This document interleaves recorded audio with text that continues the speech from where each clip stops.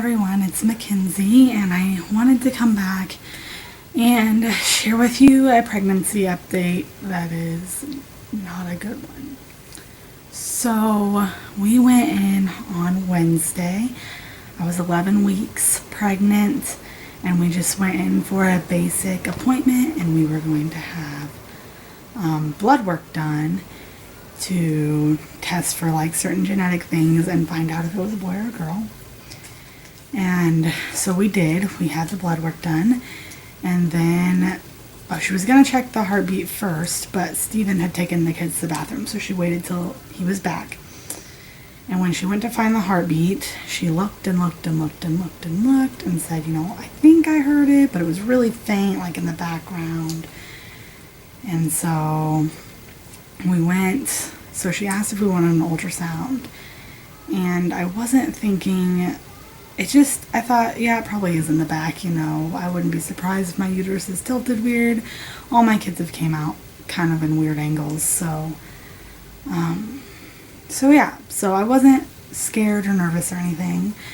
And we went back for an ultrasound. They first did an abdominal ultrasound, and as soon as she put the wand or the Doppler, whatever it's called, on me, I could tell that wasn't the baby I was supposed to see. There was the baby, but I could tell that it wasn't right.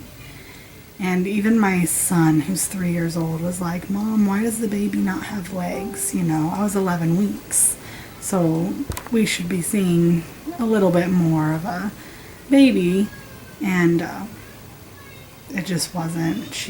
The tech said, you're definitely not 11 weeks, but let me do a vaginal ultrasound so we can see, what's going on, how far you are, and get a better look. I already knew at that moment. I knew for a fact I was 11 weeks. I chart, and I knew that we had lost the baby. So then she did the vaginal ultrasound, and the nurse and the midwife were both just shaking their head. And then she was like, "It looks like, your baby passed at about 7 weeks." And I just started bawling, and my daughter was like, "Mom, is it a miscarriage?" She's 4. It's like, yeah. And she was so upset, and she was like, "I really needed to know if it was a boy or a girl," and just buried her head and was so sad. And they said we had to talk about our options, where to go from here, and it was just like, I don't even want to hear that. I couldn't believe it. So she asked if we wanted pictures, and we did get pictures. And if you know anything about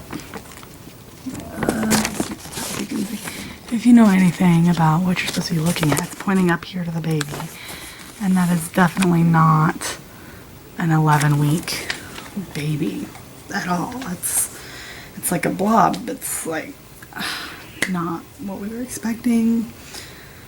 And I just always thought, if you had a miscarriage, you would bleed, or you would know something was wrong, and I didn't. And I had more symptoms than ever. It was more intense than ever. If anything, I thought maybe I was having twins. I hadn't had anything, and they just kept asking, have you been cramping? Have you had any No, I haven't had anything.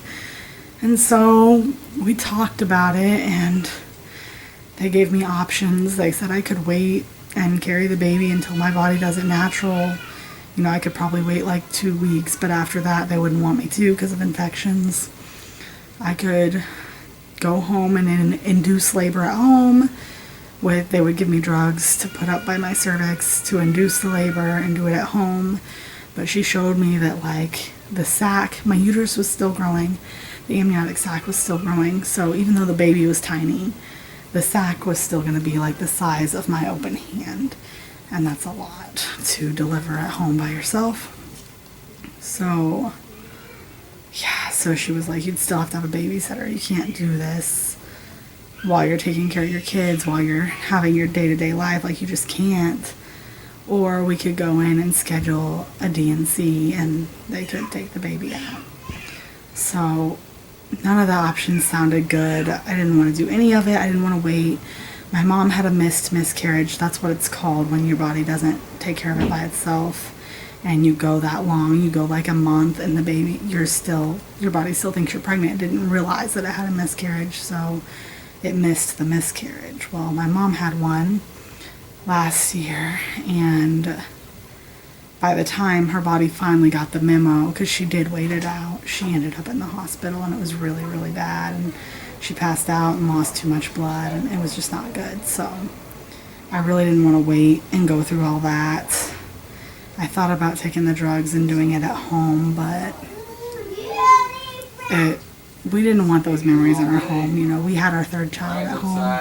It was a beautiful, wonderful experience, and we didn't want to, you know, ruin the memories in our home, in our safe place. So my husband was really against it.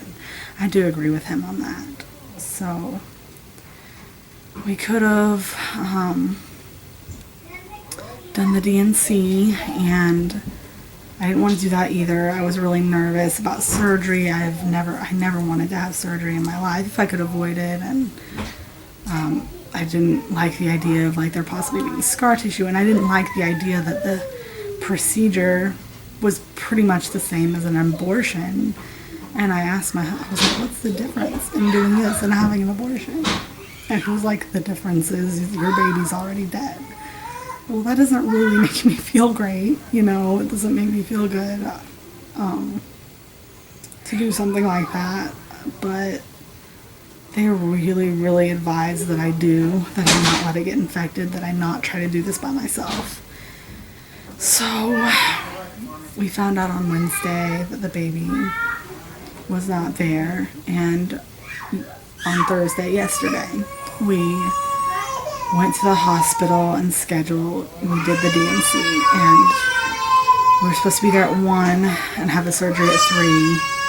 We didn't have the surgery till like 4:15. I was just crying a lot and just sad up until it, you know, but I had support. I had lots of support. You know, I feel like that's one good thing about telling everyone really early. I've always said, you know, if something's bad is going to happen, I would want the support, and I did. Oh my goodness. It's amazing how much love and prayers and support and just so much from everyone. I'm so thankful, but it was really hard waiting for that moment, just knowing that it was coming, and I didn't want to do it. I don't want to do this. And my husband was like, well, we don't have to do it, but what do you want to do? And well, I don't want to do anything, you know, like this sucks. I wanted to hold my baby. I wanted to have my baby. I wanted this baby, but that didn't happen. So waiting for the DNC was hard, but we played worship music and we prayed and we cried, and then we would talk about other things and we'd laugh, and it was really just a special time with my family. Even though it was really sad, it was special, it was meaningful, it was healing. And when they had to leave and they rolled me back to the operating room, it was just like creepy, you know, it was just so sterile and bright and white. I was like, oh, I don't like this. And I just started praying. I was like, God, protect me through this. Keep me safe. Give me peace. Give me healing. And I was still praying that in my mind just over and over when they put me under general anesthesia. And so I got put under. I don't remember anything that happened, obviously, during. And then when I woke up, I asked a few questions. I was like, okay, did any tools go through my uterus? Did you get everything out? And does my family know I'm alive? And they were like, yes, you're fine. Everything went perfect. And so I was like, okay. And I just had a strong wave of just peace come over me. And although I'm still sad, it was just like, you know what? I'm okay. We're gonna be okay. This is over, and of course I'm always gonna love that baby, but I know this isn't the end. I know this isn't the end of our story. We do hope to have more children. I'm confident that God is gonna restore our family to more than what we had, and I'm just so thankful. I'm so thankful for all the people, for all the love and prayers, and I feel like it went as good as it possibly could. And I got up and I was talking to the nurses in there before my family was even allowed to come back yet, and it was just healing. I just felt good, you know, I just felt like I went well, and I just had all the peace. And they were surprised, even the nurses were surprised, and she was like, you know, do you have pain? Are you hurting? Are you cramping? No, I really wasn't. I didn't have any pain. They did put some fentanyl in when they did the anesthesia. They said that usually only lasts like 20 to 30 minutes. And I haven't had anything since then, and I've been feeling pretty good. We went back to the room. I was just starving because I had to fast. I hadn't eaten since 8 o'clock the night before, and by the time we got back to the room, it was like 6:30. So they were like, do you want us to bring you a snack? I was like, did you tell my family that they could come back? She's like, yes, they're on their way. And I was like, well, they got me, you know. So my cousin brought me a Subway sandwich, and it was the best sandwich I've ever had in my life, and I just ate it in like 2 minutes. And the nurse was like, well, that's good. A lot of women are really nauseous, so it's really good that you're not. You're clearly okay. And they, you know, they kept asking about my pain, and they kept asking about that they had to make sure I had to pee, and everyone was really surprised at how well I was healing physically and how well I was doing emotionally as well. And I just told, it was my husband, my mother-in-law, and my cousin, who's also our doula. They were the ones with me, and when they came back into the room, I just told them, I was like, you know what, guys, I have such peace. I have such peace that we made the right choice with what we had, and that we're gonna be okay. And I'm just thankful. Like, thank you, God, for protecting me, for taking care of me. And God, I wouldn't wish this experience on anybody. It's horrible. It's horrible. I know lots of people have been through it. I know it's 1 in 4, but I just never. It was not on my radar. I never thought it would happen to me.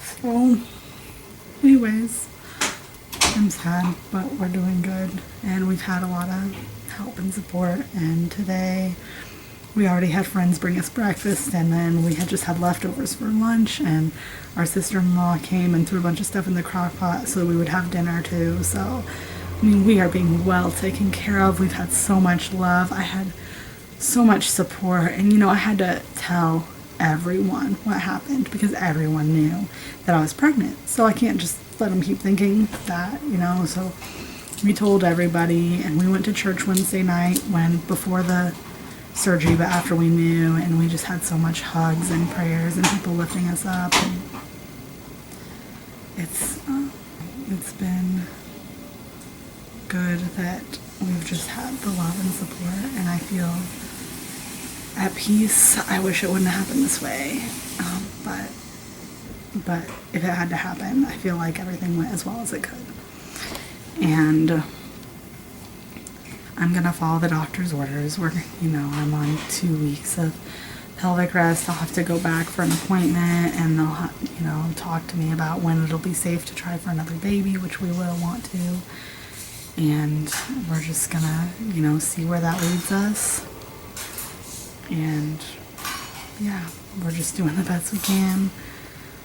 We did name the baby. We felt like it was a girl the whole time, but we wanted a kind of gender neutral name because we didn't actually get to find out. So we named the baby Jordyn, and the middle name is Shalom, which means peace. So Jordyn Shalom, and I'm pretty sure it was a girl. We love her. She'll always be part of our family. We're never gonna forget this baby. We'll never be able to replace this baby. It's part of our story now, part of our life, and I wish it didn't have to be, but it is. We're going to do everything we can to prevent that from happening again. They say it's nothing I did, but I do think I know what happened.